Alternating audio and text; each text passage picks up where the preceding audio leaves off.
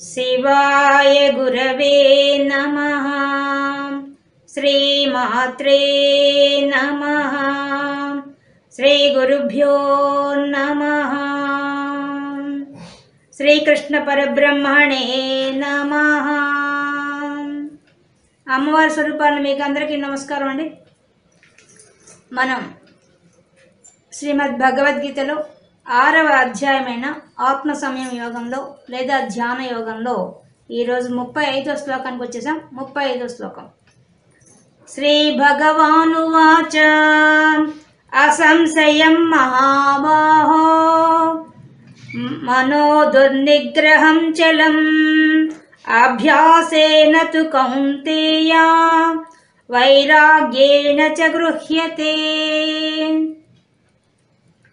కృష్ణ పరమాత్మను అర్జునుడు అడిగాడు. ఏమని అడిగారు? అంతటా పరమాత్మను చూడాలి, తనలో ఆత్మస్వరూపాన్ని దర్శించాలి, అంతటా ఉన్న పరమాత్మలో సమత్వ భావాన్ని చూడాలి, ఆ స్థితికి వెళ్ళడం చాలా కష్టం అనే విషయాన్ని అర్జునుడు అడిగాడు. సమత్వ భావం చెప్పావయ్యా, బాగుంది, కానీ అది ఆ మనసు చంచలమైంది కదా, కలవర పెట్టే పంచజ్ఞానేంద్రియాలతో పంచకర్మేంద్రియాలతో కలిసి మనసును శరీరాన్ని కూడా శరీరాన్ని కూడా కలవర పెట్టే స్వభావం ఉంది కదా మనసుకి, చంచలమైంది కదా ఆ మనసు. అటువంటి మనసును ఏ విధంగా మేము నిగ్రహించగలుగుతాము? ఇది సాధ్యమయ్యే విషయమేనా అని కృష్ణ పరమాత్మని అర్జునుడు అడిగాడు. అడిగినప్పుడు దానికి అర్జునుడు అడిగిన ప్రశ్నకి పరమాత్మ జవాబు చెప్తున్నారు. ఇప్పుడు ఏం చెప్తున్నారు? శ్రీ భగవానువాచ. శ్రీ భగవానువాచ, భగవంతుడు అనే విషయం మనం మొదట్లో చెప్పేసుకున్నాం. భగము గలవాడు భగవంతుడు, 6 లక్షణాలు గలవాడు భగవంతుడని అవంతా ముందు శ్లోకాలు చెప్పుకున్నాం కాబట్టి ఇప్పుడు దానికి పోవడం లేదు, శ్లోకంలో వెళ్తున్నాము. అసంశయం మహాబాహో, అసంశయం సందేహం లేదయ్యా అర్జున, నువ్వు మాట్లాడిన దాంట్లో అసత్యం లేదు, సత్యం. మనసును నిగ్రహించడం చాలా కష్టం, అదుపులో చేయడం చాలా కష్టం. అది చంచలమైందే, అది కలవర పెట్టేదే, చాలా బలమైనదే, అన్ని గుణాలు దానికి ఉన్నాయి. దాన్ని కంట్రోల్ చేయడం చాలా కష్టం. నిజమే, నువ్వు చెప్పింది సత్యం. అసంశయం మహాబాహో, అసంశయం అంటే ఇందులో సందేహమే లేదు, సందేహం లేదే, నువ్వు చెప్పిన మాటలో ఏ సందేహం లేదు. మహాబాహో, ఎవరు నీవు? గొప్ప బాహువులు కలవాడు, తన భుజబలంతో సర్వ సైన్యాన్ని సంహరించగల శక్తి కలవాడు అర్జునుడు. కానీ మహాబాహు అని ఎందుకంటున్నాడు కృష్ణ పరమాత్మ? మహాబాహువులు, గొప్ప బాహువులన్నంత మాత్రాన శత్రు సైన్యాన్ని అంతా మట్టు పెట్టవచ్చు, కానీ మనసును జయించడం చాలా కష్టం. అంటే బాహుబలంతో బయట శత్రువుని జయించవచ్చు, కానీ లోపల శత్రువుని జయించడం చాలా కష్టం. అందుకనే మహాబాహు అంటున్నాడు. మహాబాహో మనస్సుని దుర్నిగ్రహం, దాన్ని పట్టుకోవడం కష్టమే. నువ్వు చెప్పావే, గాలిని ఎట్లా పట్టుకోలేమో ఆ విధంగా మనసును పట్టుకోలేమని చెప్పావు కదా, నిజం. అది నువ్వు చెప్పింది సత్యం. మనసును పట్టుకోవడం కష్టమే, కానీ దుర్నిగ్రహం పట్టుకోవడం కష్టమే, కానీ కష్ట సాధ్యం మాత్రం అనలేదు, అసాధ్యం అని చెప్పడం లేదు. కృష్ణ పరమాత్మ ఏం చెప్తున్నారు? కష్ట సాధ్యమే, అసాధ్యం మాత్రం కాదు. సాధించవచ్చు, సులభమే. అది ఎక్కడ సమస్య ఉందో అక్కడే పరిష్కారం ఉంది మనసుకు కూడా. కాబట్టి చలం, అది ఎప్పుడు కదిలిపోతుంటుంది ఆ మనసు. ఇవన్నీ నువ్వు చెప్పిన సత్యం. గాలి కన్నా కష్టమైంది మనసుని పట్టుకోవడం, అది నిగ్రహ శక్తి లేదు, అది వచ్చి చంచలంగా ఉంటుంది, కదులుతూ ఉంటుంది ఎప్పుడు. ఇవన్నీ నువ్వు చెప్పినవన్నీ సందేహం లేకుండా నిజమే, ఏం సందేహం లేదు దీంట్లో. కానీ దీని పరిష్కారం ఉందయ్యా. ఏం పరిష్కారం ఉంది? అభ్యాసేన తు కౌంతేయ. కౌంతేయ, ఓ కుంతిపుత్రుడా, ఓ అర్జున. ఎందుకు కుంతిపుత్రుడా అంటున్నాడు? కుంతీదేవి అంత గొప్పది, తన మనసును ఎల్లవేళ్ళ పరమాత్మ ఎందే మనసు నిలబెట్టినామా కుంతీదేవి. ఆమె కృష్ణ పరమాత్మను అడిగింది, నాకెప్పుడు కష్టాలే ఇవ్వవయ్యా అని అడిగింది. ఎందుకు? కష్టాలుంటే నిన్ను మర్చిపోకుండా ఉంటానని చెప్పి ఆమె కష్టాలే ఇవ్వమని అడిగింది. అంత గొప్ప స్థితి ఆమెది. అటువంటి ఆమె యొక్క కుమారుడు నువ్వు, ఇంక నువ్వెలా ఉండాలి? నీ మనసు కూడా నిగ్రహ శక్తి ఉండాలి. కాబట్టి దీనికి మార్గం ఉంది. ఏముంది? అభ్యాసేనతు, అభ్యాసం చేయాలి, ప్రాక్టీస్ చేయాలయ్యా. ఈ మనసుకి తర్ఫీదు ఇవ్వాలి, శిక్షణ ఇవ్వాలి, అభ్యాసం చేయించాలి. మరియు వైరాగ్యేణ చ గృహ్యతే. గృహ్యతే అంటే నిగ్రహించవచ్చు, కంట్రోల్ చేయవచ్చు మనసుని. ఎప్పుడు? వైరాగ్యంతో. ఈ రెండు ఉన్నాయ్యా నీ మనసుని నీ ఆధీనంలో తెచ్చుకోవడానికి. రెండే, మనకి రెండు ఉపాయాలు చెప్పేస్తున్నాడు పరమాత్మ. ఒకటి అభ్యాసం, రెండు వైరాగ్యం. ఈ రెండింటితో నువ్వు సాధించవచ్చు. నీ మనసుని నీ చేతిలో పెట్టుకోవాలంటే, నీ రిమోట్ కంట్రోల్ నీ చేతిలో ఉండాలంటే రెండు మార్గాలు. ఏంటది? అభ్యాసం, వైరాగ్యం. ఈ రెండు ఉన్నాయా, ఇవి నేర్చుకున్నావా, సులభంగా నువ్వు మనసును జయించవచ్చు. మనిషికి మనసే బలహీనత, మనసే బలం. గొప్ప విషయం ఇది. మనకి ఇవ్వబడిన దేవుడిచ్చిన వరం ఏంటంటే, గొప్ప వరం మనసు ఇవ్వడమే. మిగతా జీవరాశికంతా లేని విలక్షణమైన శక్తి, బుద్ధి, మనసు రెండు మనకున్నాయి. సూపర్ పవర్స్ ఇవి. వీటితో మనలో ఉండే పరమాత్మను చూసే శక్తి వస్తుంది. అది అంతటా పరమాత్మ దాన్ని దర్శించగలుగుతాం. రెండు చేయగల శక్తి మనకే ఉంది. కానీ దానికి ఉన్న బలహీనత కూడా మనకు అదే. ఎంత పవర్ ఉందో అంత బలహీనత కూడా మనకే ఉంది. కానీ దీన్ని జయించవచ్చు. ఇది సాధ్యమే. సాధ్యం కాకుండా పోయే పరిస్థితి లేదు. అందుకే చెప్తున్నాడు, దుర్నిగ్రహం అంటే కష్టసాధ్యం. కష్టపడితే సాధించవచ్చు. కష్టపడ్డానికి కూడా ఎక్కడ కష్టపడాలి? అభ్యాసం చేయడానికి, వైరాగ్యం రావడానికి.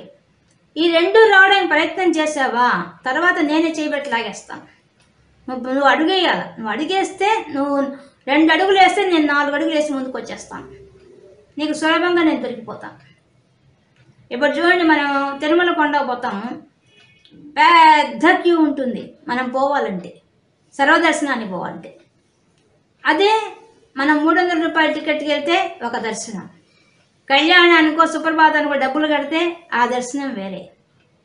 అంటే నువ్వు ఎంత అభ్యాసం ఏ విధంగా చేస్తావో, నిదానంగా పోదాంలే, ఎన్నో జన్మలు అయిపోయినా పర్వాలేదు అనుకుంటూ పోతావా, పో, నిదానం అయిపోతుంది. అంటే పెద్ద క్యూ ఉంటుంది. అలా కాదు, నేను 300 రూపాయలు కొంచెం సాధన ఎక్కువ చేస్తానంటావా, 300 రూపాయల టికెట్తో పోవచ్చు. లేదే అంతకన్నా గొప్ప సాధన చేస్తానంటావా, శాశ్వత చందా కట్టేస్తావా, లేదా లక్షలు విరాళాలు ఇచ్చేస్తావా, నీకు వెంటనే దర్శనం. ఏది? భూమి మీద ఉండే ఒక దేవాలయంలో నీకుండే స్థానం, నువ్వు పొందే లాభం, నువ్వు పొందే పరమాత్మ దర్శనం అలా ఉంది. ఇప్పుడు దీన్ని ఇంకా మార్చుకుందాం, ఇంకా కొంచెం పోదాం. ఒక్కొక్క అభ్యాసమైన దాని గురించి, వైరాగ్యం గురించి వెళ్దాం. అభ్యాసం అంటే మీకు అర్థమైంది, ప్రాక్టీస్. వైరాగ్యం అంటే ఏంది? విగత రాగం వైరాగ్యం. విగత రాగం అంటే రాగాన్ని జయించాలి. మనకు ప్రపంచ విషయాలు అన్నింటి మీద రాగం ఉంటుంది. అంటే నువ్వు సాధన చేసేటప్పుడు అన్ని అడ్డంకులు వస్తాయి. ఆ అడ్డంకులను తొలగించుకోవడమే వైరాగ్యం. ఎలా? అది ఎలా చేస్తాం అంటే, దీనికి కూడా చిన్న ఎగ్జాంపుల్ తీసుకుందాం.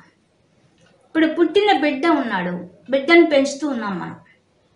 వాడు పుట్టిన పెంచి వాడి మలమూత్రాలు మనమే తీస్తున్నాం, వాడికి ఆహారం మనమే పెడుతున్నాం, వాడి వేసుకునే వస్త్రము మనమే వేస్తున్నాం, వాడికి నిద్రపుచ్చడము అన్నీ ఉయ్యాల్లో వేసి బలవంతంగా నిద్రపుచ్చాలి.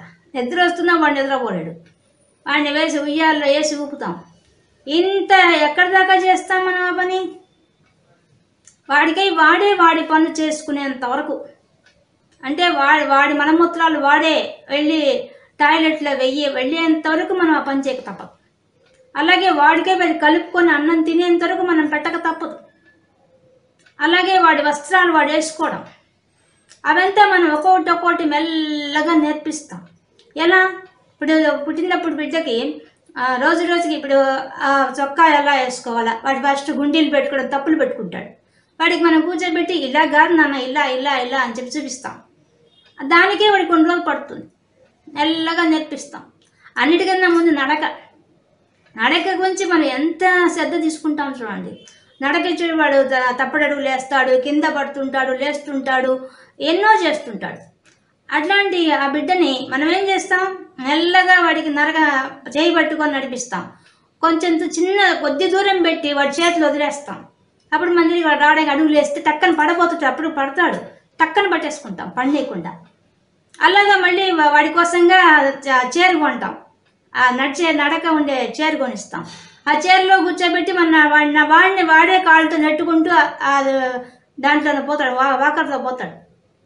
అట్లా నడక నేర్పిస్తాం. మెట్టు ఎక్కిస్తాం.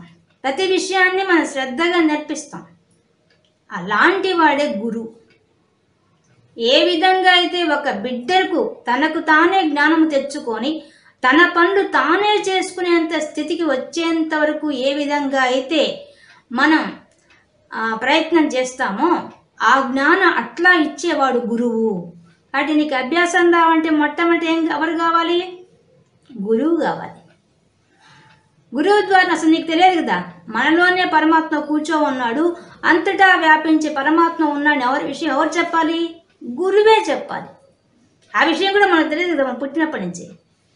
చెప్పిన తర్వాత ఏం చేస్తాడు ఆ గురువు? మొట్టమొదట ఏ విధంగా మనం అన్నం తినడం చేత రాకుండా, మలమూత్రాలు విసర్జించడం, మనం క్లీన్ చేసుకోవడం రాకుండా ఎలా ఉన్నామో అక్కడి నుంచి మొదలు పెడతాడు. అక్కడి నుంచి స్టార్ట్ చేస్తాడు. ఆ జ్ఞానం, ఆ కనీస స్పృహ మనలోనే పరమాత్మ ఉన్నాడు కాదు, బయట ముందు పరమాత్మ ఉన్నాడు, ఈ విగ్రహంలో ఉంది, విగ్రహం ఇలా ఉంటుంది, ఈ విగ్రహంలో కళ్ళు, ముక్కు, కాళ్ళు, చేతులు అన్నీ ఉన్నాయి, దీనికి రోజు పూజా విధానం ముందు అవి నేర్పిస్తారు. మెట్టు ఎక్కిస్తారు. ఒక్కొక్క రోజుకు ఒక్కొక్క మెట్టు ఎక్కిస్తారు గురువులు. అలాగే విద్యాభ్యాసం.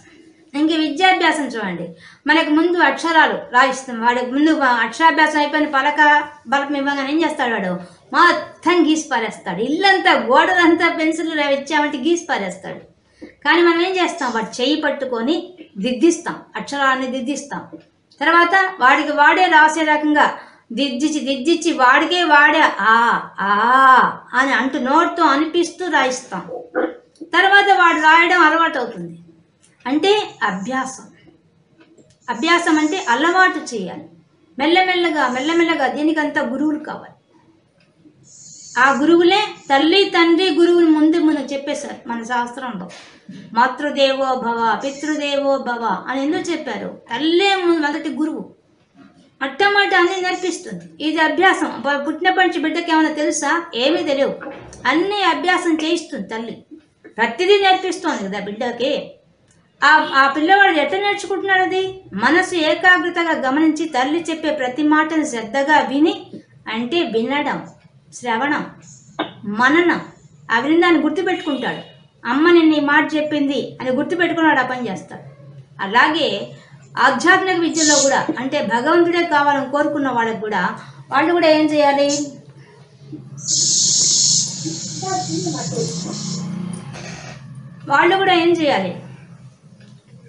ఆధ్యాత్మ విద్యలో ఎదగాలంటే కూడా ఈ విధంగా గురువు ఏం చెప్తున్నాడో శ్రద్ధగా ముందు వినాలి, శ్రవణం. ఆ విని దాన్ని మననం, గుర్తు తెచ్చుకోవాలి. ఏం చెప్పారు గురువులు, ఏమేమి చెప్తున్నారు అన్ని శ్రద్ధగా విని రాసుకొని దాన్ని ఫాలో కావాలి. అదే అభ్యాసం. అలాగే మనకి అన్నిటికన్నా గొప్పది మనకి వేదాలు, అవన్నీ మనకి చెప్పేసే. మన దగ్గర ఉన్న విజ్ఞానం ఎంత గొప్పదంటే అంత గొప్పది. మన దగ్గర పురాణాలు కానీ అన్నింటి యొక్క సారాంశం ఒకటే. అంతటా పరమాత్మ ఉన్నాడు, నీలో ఉన్నాడని చెప్పడమే అన్నింటి యొక్క సారాంశం. నువ్వు ఏ స్తోత్రం చదువు, దాంట్లో ఉండే సారాంశం అదే. నువ్వు ఏ పురాణం చదువు, దాంట్లో ఉండే సారాంశం అదే. నువ్వు ఏది విన్నా, ఏది వింటున్నా ఆ కథల దాకా ఆగిపోకుండా లోపల తత్వానికి పోతేనే నువ్వు ఆత్మదర్శనం చేసుకుంటావు, లేకపోతే కాదు. కాబట్టి దానికి స్వాధ్యాయం అంటారు. గురువులు కావాలి, ముందు విద్య కావాలి. విద్య నేర్చుకోవాలనే కుతూహలం కలగాలి. ఇప్పుడు ఒక చిన్న బిడ్డ ఉన్నాడు, స్కూల్కి పంపిస్తున్నాం, వాడికి ఏమని తెలుసా? చదువు అంటే తెలుసా? ముందు స్కూల్కి పోవడానికి ఏడుస్తాడు వారం రోజులు. తర్వాత ఆ స్కూల్కి పోవడం వాడికి అలవాటు అయిపోతుంది. అలవాటు అయిపోయింది ఏం చేస్తాడంటే, స్కూల్ లేకపోయినా కూడా నేను పోవాలని కూర్చొని మొండికేస్తాడు. రోజు పోతున్నా నేను స్కూల్కి పోతా అంటాడు. ఎలా అంటున్నాడు వాడు అన్నమాట? అంటే అభ్యాసం, ట్రైనింగ్, శిక్షణ ఇచ్చేసాం. రోజు స్కూల్కి పోవాలి, ఈ టైంకే పోవాలి, ఈ టైంకి రెడీ అయిపోయి వెళ్ళిపోవాలి అని చెప్పేసాం, అలవాటు చేసాం. వెళ్ళిపోయాడు అంటే వాడి మనసు అక్కడికి పోవాలని నిర్ణయం చేసేసింది. రోజు పోవాలి, ఈ టైంకి అక్కడ ఉండాలి, అక్కడ ఫ్రెండ్స్తో ఉండాలి, అక్కడ టీచర్స్తో ఉండాలి, నేను ఆ 4 గోడల మధ్యలో కూర్చొని నేర్చుకోవాలి అని వాడికి తెలిసిపోయింది కదా. ఇదంతా అభ్యాసం. అంటే మన మనసు అలా ఉండగలదన్న విషయం మనకు తెలుసు కాబట్టే మనం చిన్నప్పటి నుంచి ఆ పని చేస్తున్నాం. ఐహికంగా ఉండే మన ఇహలోకంలో ఉండే విద్యలు నేర్చుకోవడానికి మన మనసుకు అంత గొప్ప ట్రైనింగ్ ఇస్తున్నాం. అక్షరాభ్యాసం దీన్ని మొదలుపెట్టి లౌకికమైన విద్యలు నేర్చుకోవడానికి ఇంత బాగా మనం ప్రయత్నం చేస్తున్నాం. ఆధ్యాత్మిక విద్యకు కూడా అంత ప్రయత్నమే కావాలి. ఎందువల్ల కావాలంటే ఇప్పుడు దానికి ఎగ్జాంపుల్ తీసుకుందాం. ఇప్పుడు ఒక పిల్లవాడు ఉన్నాడు, వాడు డాక్టర్ కావాలనుకున్నాడు. డాక్టర్కి సంబంధించిన కోర్స్ అదే ఇంటర్మీడియట్లో తీసుకుంటాడు. ఇంకా అక్కడి నుంచి దానికి సంబంధించిన ఎంట్రన్స్ రాస్తాడు. ఆ ఎంట్రన్స్లో పాస్ అయితే మళ్ళీ సీట్ సంపాదిస్తాడు. దాంట్లో మళ్ళీ అదొక్కటే అయిపోదు, ఎంబీబీఎస్ ఒకటే కాదు, దాన్ని మళ్ళీ స్పెషలైజేషన్ చేసేస్తాడు. దాని తర్వాత ఇంకా చదువుతూనే ఉంటారు, వాళ్ళ జీవితాంతం చదవాల్సింది డాక్టర్స్. ఇంత చదివిన వాడైనా ప్రశాంతంగా ఉంటాడా? లౌకికమైన విద్యలో ప్రశాంతత ఉండదు. ఎందువల్ల? ఇతరులతో పోటీ ఉంటుంది. వాళ్ళకన్నా వీళ్ళు ఎక్కడో తక్కువగా ఉంటారు, అదన్నా ఉంటుంది. కానీ ఒడిదుడుకులు ఉంటాయి. ఉద్యోగం చేసినప్పుడు ఆ డాక్టర్గా చేసినా కూడా వాళ్ళు పెట్టుకున్న ప్రైవేట్ హాస్పిటల్ అయినా సక్సెస్ కావాలి, లేదా గవర్నమెంట్ హాస్పిటల్ అయినా సక్సెస్ కావాలి. ప్రాణాలు తీయకుండా ప్రాణాలు నిలబెట్టే స్థితిలో వాళ్ళు ఉండాలి. ఇవంతా దాంట్లో ఒడిదుడుకులు ఉంటాయి. కానీ ఆధ్యాత్మిక విద్యలో ఒడిదుడుకులు ఉండవు. భగవంతుడే కావాలని ప్రయత్నం చేసేటప్పుడు దాంట్లో కేవలం ఆనందం మాత్రమే ఉంటుంది. కానీ మన లౌకికమైన విద్యల్లో ఆనందంతో పాటు ఆనందం ఉన్నట్టుగా ఉంటుంది, కానీ శ్రమ ఉంటుంది. శ్రమతో పాటు ఒడిదుడుకులు ఉంటాయి, కష్ట నష్టాలు ఉంటాయి. వాటి అన్నింటికి తట్టుకునే మానసిక ధైర్యం కూడా వస్తుంది. కానీ ఉండదు, మానసిక ధైర్యం అందరికీ ఉండదు. ఆ మానసిక ధైర్యం కూడా ఇచ్చేది ఆధ్యాత్మ విద్య. కాబట్టి ఆ విద్యను నేర్చుకోవడం కోసం చిన్నప్పటి నుంచే ప్రయత్నం చేయాలి. చిన్నప్పటి నుంచే మనం ఆ బాటలో పడితే మనం ఎన్నో జన్మల నుంచి వస్తున్నాం. ఇప్పుడు ఒక డిగ్రీ ఉందనుకోండి, డిగ్రీ తీసుకున్న పిల్లవాడు అనుకోండి, వాటికి డిగ్రీ చేతికి కనిపిస్తుంది, నువ్వు పాస్ అయ్యావని చెప్పి పట్టా ఇస్తారు.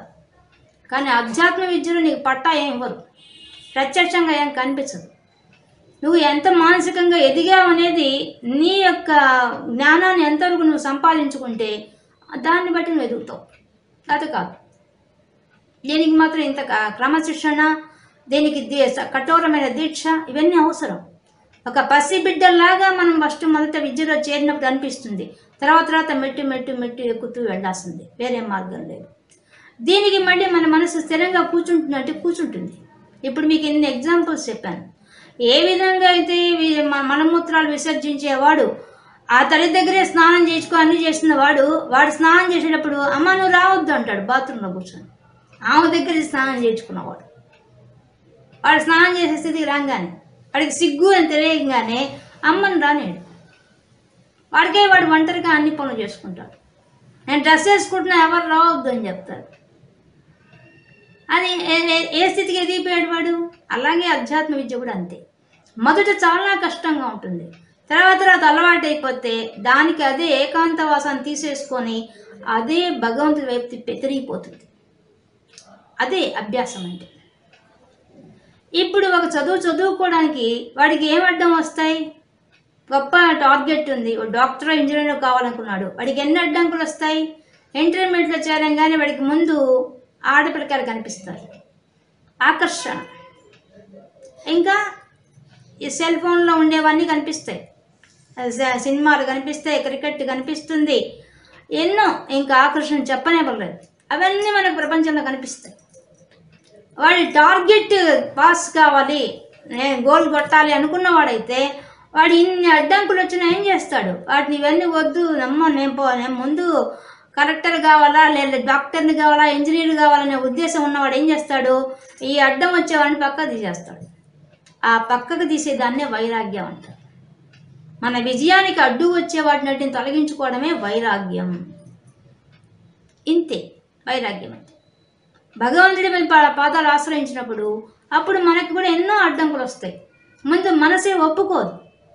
పసిపిల్లవాడు ఏ విధంగా అయితే మొదట మొండికేస్తాడో స్కూల్కి పోవడానికి, అలా మొండికేస్తుంది మనసు. ఎన్నాళ్ళ ఆ కష్టంగా లేదుగా, ఆ కఠోరమైన నియమాలు ఏం పాటించలేదు కదా. ఒక్కసారిగా దీనికి రమ్మంటే మనసు రాదు, మొండికేస్తుంది. మెల్లగా ప్రతిరోజు అలవాటు చేసి చేయగా అది అలవాటు పడుతుంది.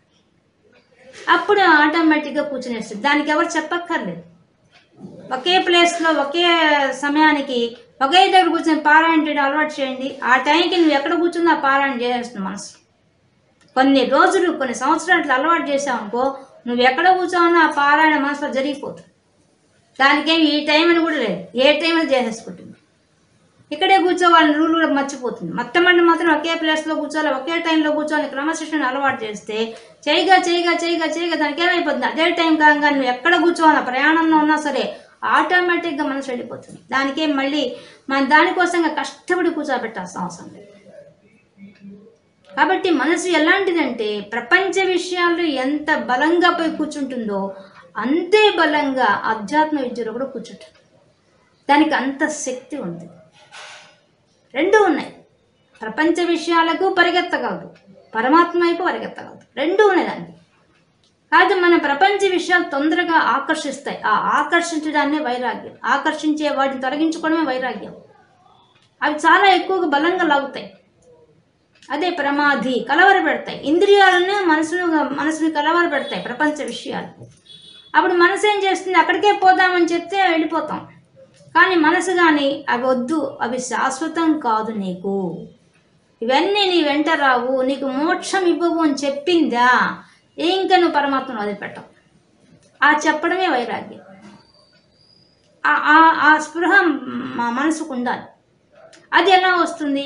కేవలం గురువుల సాంగత్యం వల్ల, స్వాధ్యాయం వల్ల, చదవడం వల్ల, పుస్తకాలు చదవడం వల్ల, పుస్తకాలలో ఉండే విషయాలను వినడం వల్ల, శ్రవణం ఫస్ట్, విని దాన్ని మననం చేయడం వల్ల ఇది సాధ్యమవుతుంది.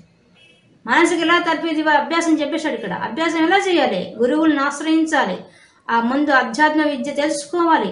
అయితే విన్నదాన్ని శ్రవణం చేసిన మననం చేయాలి. మననం చేసిన దాంతో పాటు దాన్ని మన జీవితంలోకి ప్రతిరోజు చేసుకునే రకంగా చేసుకోవాలి, ప్రాక్టీస్ చేసుకోవాలి. దానికి అడ్డం వచ్చే వాటిని తొలగించుకుంటూ పోవాలి, తెలుసుకోవాలి ఆ విషయాన్ని. ఇదే అభ్యాసం, వైరాగ్యం అంటే. ఇది చేయడం కొంచెం కష్టం అనిపిస్తుంది మొదట్లో, తర్వాత చాలా సులభమైపోతుంది. ఇప్పుడు చూడండి, మనం సర్కస్ ఫీట్స్ చేసేవాళ్ళని చూడండి, వాళ్ళు ఎంత భయంకరంగా చేస్తారండి. ఒక దాని మీద నిలబడి పైన చాలా ఎత్తు ప్రదేశంలో వాళ్ళు ఒక దాంట్లో ఉండి ఇంకో దాంట్లో ఉండి ఇక్కడి నుంచి మనిషిని అక్కడికి విసిరేస్తారు.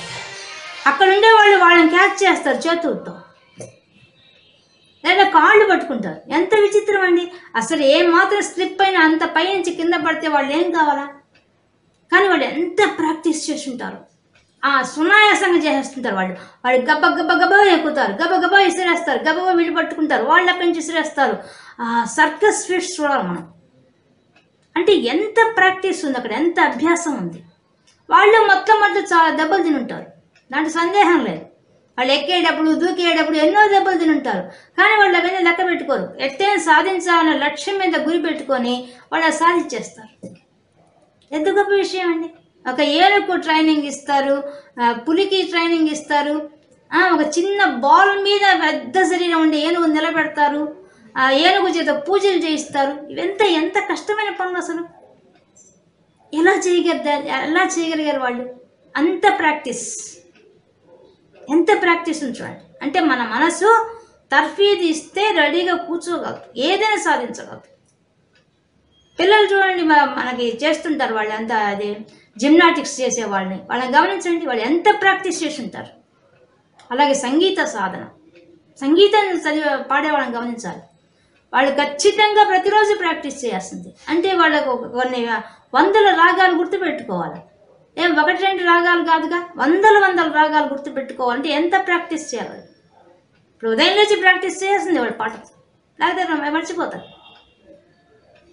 ఈ పాటలు అనేది, రాగం అనేది మర్చిపోతే కష్టం. వాళ్ళ గురువులు ఏం చెప్పారో ప్రతినిత్యం మాననం చేసుకోవాలా, గుర్తుపెట్టుకో, విని దాన్ని శ్రద్ధగా గుర్తుపెట్టుకొని మాననం చేసుకుంటూ రోజు ప్రాక్టీస్ చేస్తుంది. వాళ్ళకు ఎన్నో అడ్డంకులు వస్తాయి.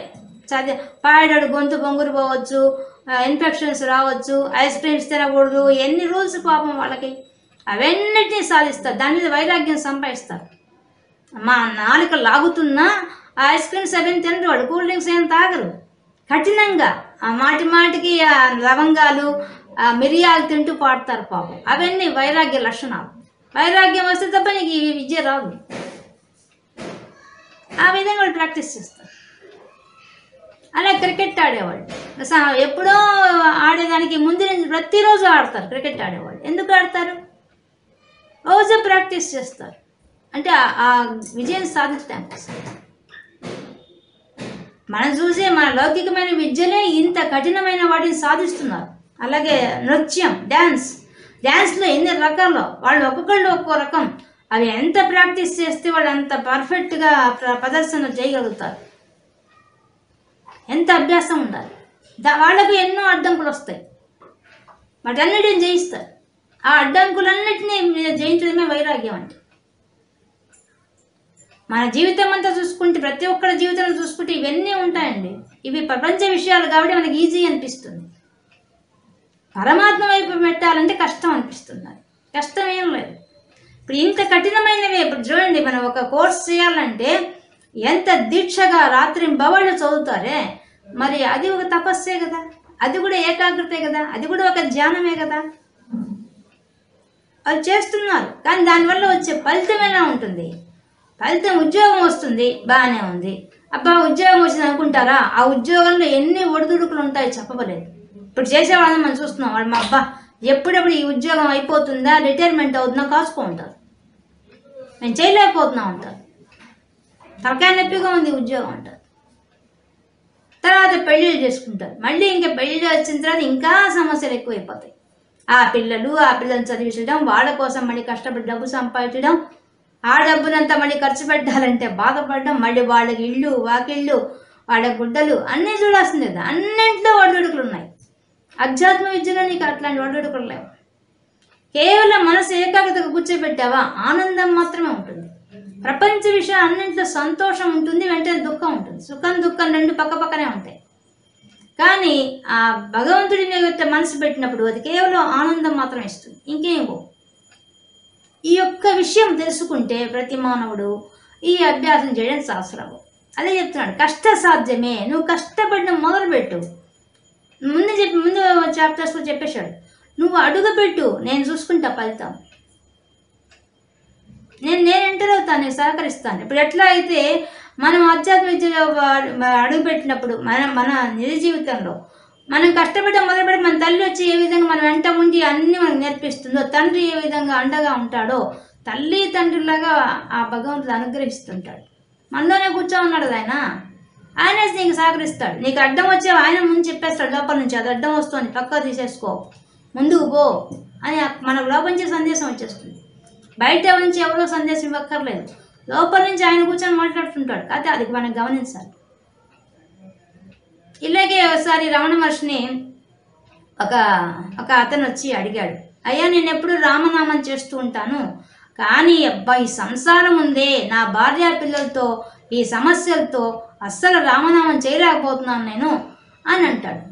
అయితే ఇప్పుడు ఏం చేయాలనుకుంటున్నావు అంటాడు. మా భార్య పిల్లల్ని వదిలేస్తే సన్యాసం తీసుకుంటే మేలు కదా అంటాడు. సరే సన్యాసం తీసుకుంటావు, ఇక్కడ ఇంకొక సంసారం వస్తుంది, అప్పుడు ఏం చేస్తావు అంటాడు రమణ మహర్షి గారు.